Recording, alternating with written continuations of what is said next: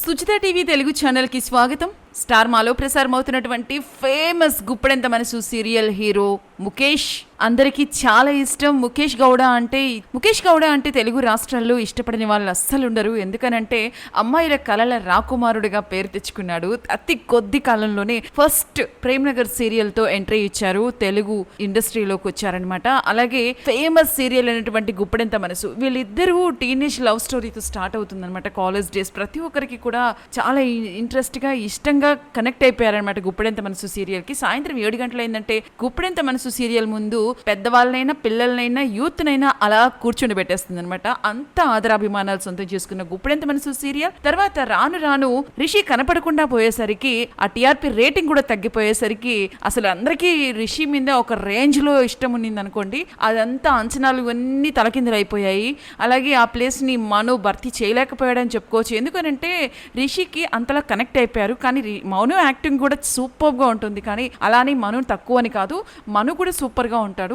కొన్ని సమయాల్లో అయితే వసుధార రిషిని మాత్రమే వీళ్ళిద్దరిని ఒక మంచి లవర్స్ గా పేర్ గా చూడాలని ఇష్టపడ్డారు.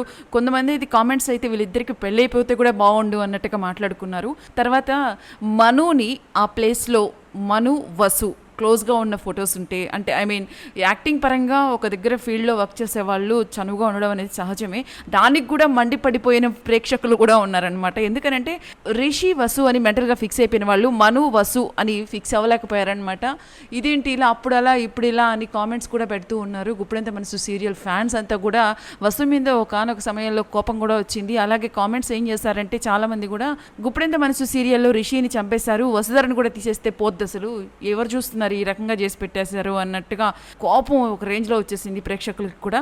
ఇప్పుడు ఇట్లన్నిటికీ తెరదించుతూ రిషి రీ ఎంట్రీ ఇవ్వబోతున్న నేపథ్యంలో గుప్పెడంత మనసు సీరియల్ సూపర్ హిట్ అవ్వబోతుందంటూ ఉన్నారు.